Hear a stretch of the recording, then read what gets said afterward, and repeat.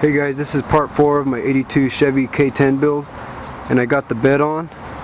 Truck sits pretty level, pretty happy with it overall, with the height.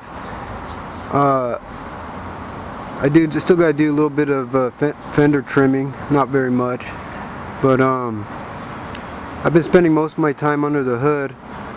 I pulled both my fuel tanks because one of them was leaking. So I'm just going to go ahead and do the propane conversion, and I'll show you what I got going on.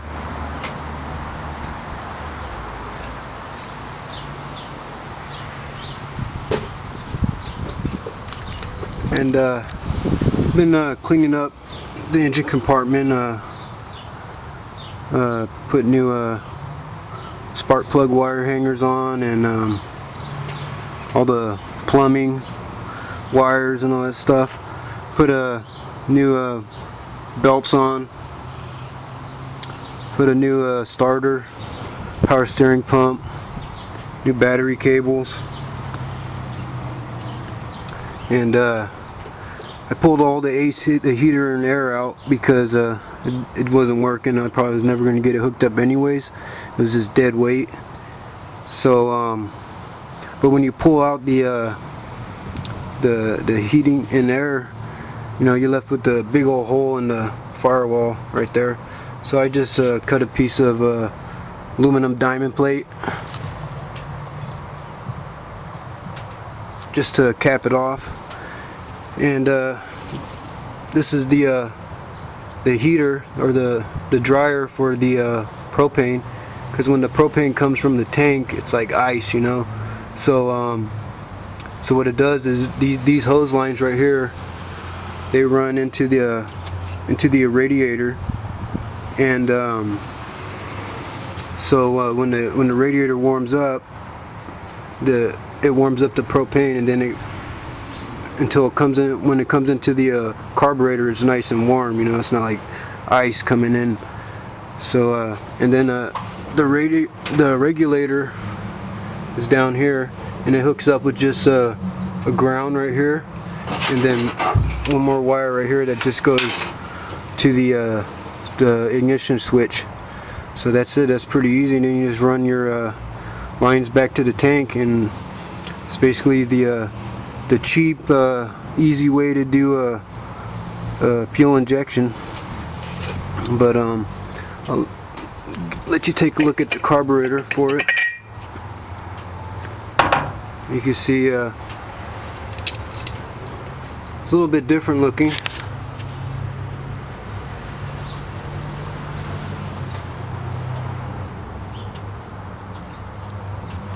But benefits to running the propane is obviously it's cheaper than gas. It's give or take about $3 a gallon out here in California. It burns at a higher octane. It's like going from like 87 octane to around 110. So it burns at higher octane. It's way cleaner. It's maintenance free. It could take crazy angles. It doesn't flood. I mean, I took this kid out of my old rock crawler, and I had that truck on its side for probably about a good 5 minutes, and there was this fluid leaking out crazy. I had a transmission fluid leaking out, power steering fluid leaking out, and the truck still never died.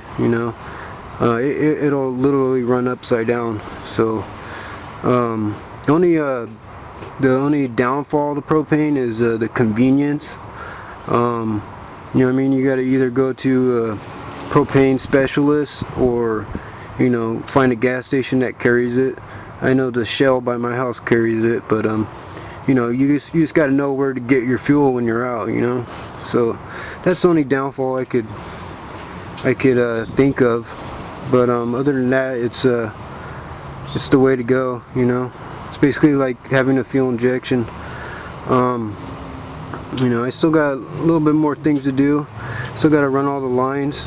I'm running just a 10-gallon forklift tanks because I haven't come across a bigger tank. You know, if I ran two 10-gallon tanks, I could probably go maybe, you know, 200 miles.